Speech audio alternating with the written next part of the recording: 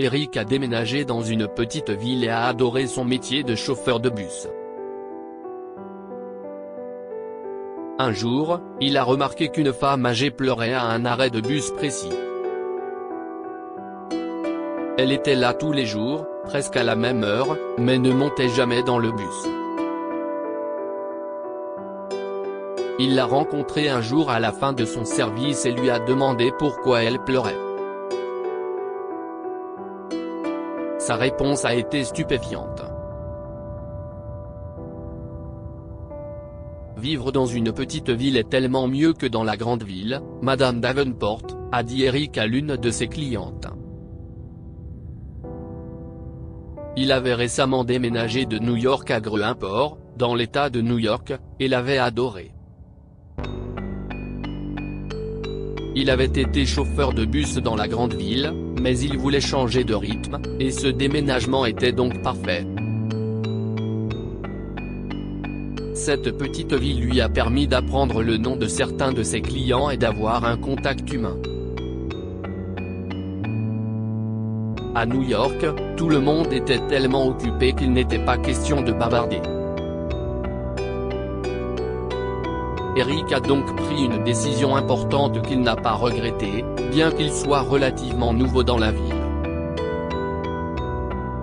Il avait déjà rencontré quelques personnes formidables, comme Madame Davenport, qui s'asseyait près de lui et lui racontait sa journée. Elle était également très à l'écoute, et il n'aurait pas pu être plus heureux. Mais lors de son premier jour de travail, il est arrivé à un arrêt de bus et a vu une femme âgée qui pleurait juste devant. Eric voulait l'aider, surtout parce qu'il neigeait beaucoup, mais il n'avait aucune idée de ce qu'il fallait faire. Il pourrait peut-être lui parler lorsqu'elle monterait dans le bus. Mais elle n'est jamais montée. Elle est partie dans l'autre sens quand il a ouvert les portes et ne s'est pas retournée. Il a fini par interroger Madame Davenport, mais elle n'avait aucune idée de qui il parlait. « Où l'avez-vous vu ?» lui a-t-elle demandé, et il lui a expliqué exactement à quel arrêt de bus elle se trouvait. Si est en fait près de la maison de retraite, ce n'est donc pas si surprenant. Elle est peut-être désorientée ou en deuil de son défunt mari. Oh, si est terrible. Il ne devrait pas la laisser sortir sans surveillance. Elle pourrait se blesser, a commenté Eric tout en conduisant et en saluant tous les nouveaux passagers. Cela arrive. Nous serons tous à sa place un jour, je suppose, a déclaré Madame Davenport en haussant les épaules et en descendant finalement à son arrêt de bus. Eric a vu la même femme âgée au même endroit, à la même heure, tous les jours pendant une semaine, et elle pleurait toujours. Mais un jour, elle n'était pas là pour une raison ou une autre. Il a commencé à s'inquiéter et à espérer que quelqu'un à la maison de retraite s'occupait d'elle. Mais à la fin de sa journée, alors qu'il retournait au terminal, il a vu la femme au même arrêt de bus. Bien qu'il ait enfreint le protocole, il a arrêté son véhicule et s'est approché de la femme qui pleurait, assise sur un banc. « Madame, vous allez bien ? Puis-je vous aider ?» a demandé Eric, en essayant d'être aussi doux que possible. La dame âgée a levé les yeux et a secoué la tête. « Non, vous ne pouvez rien faire. Vous habitez dans la maison de retraite ? Voulez-vous que je vous y accompagne ? A-t-il poursuivi, essayant par tous les moyens de l'amener à s'ouvrir. Elle a secoué à nouveau la tête.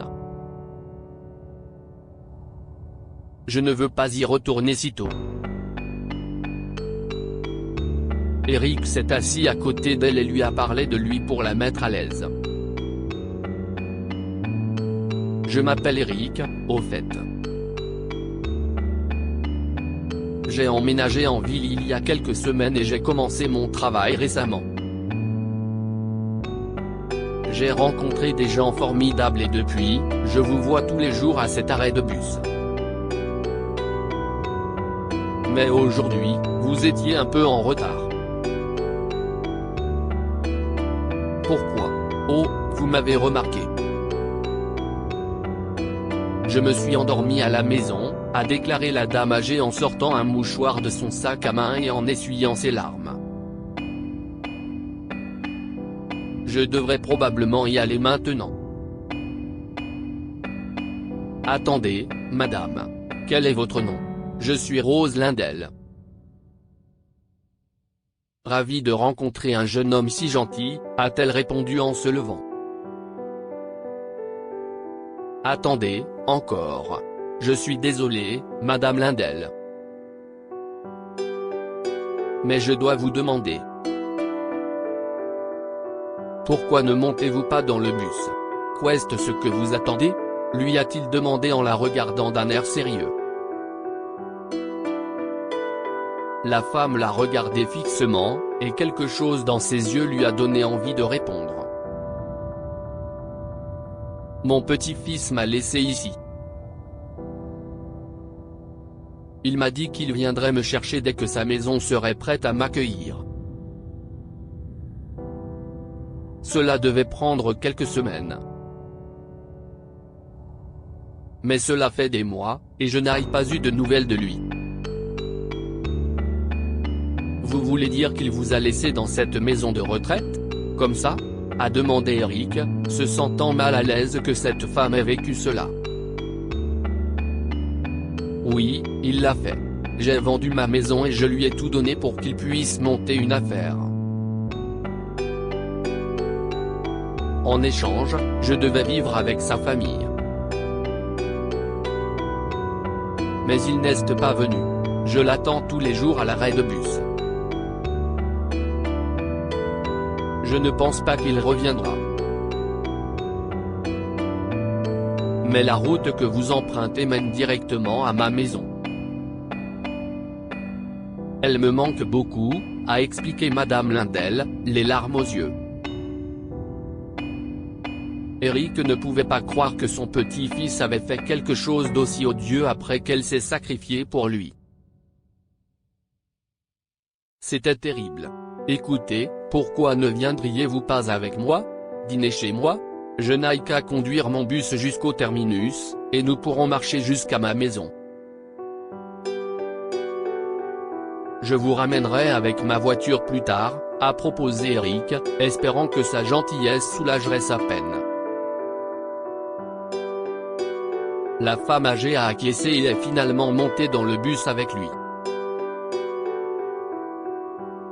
Ils ont pris le bus jusqu'au terminus et ont marché jusqu'à chez lui.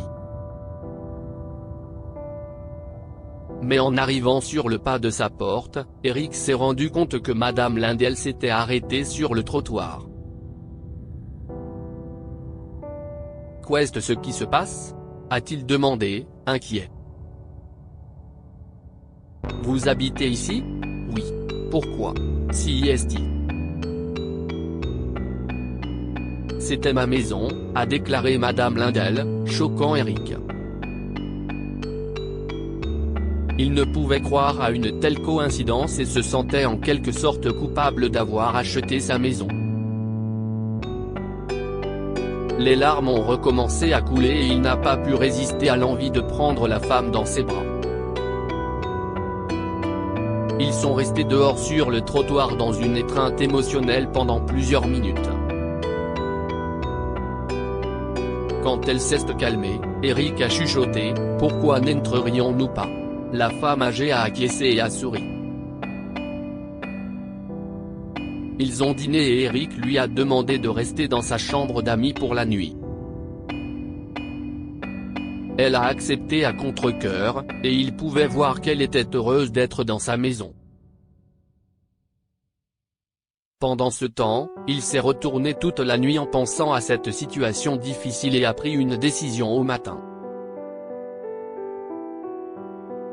Madame Lindell, voulez-vous vivre ici avec moi?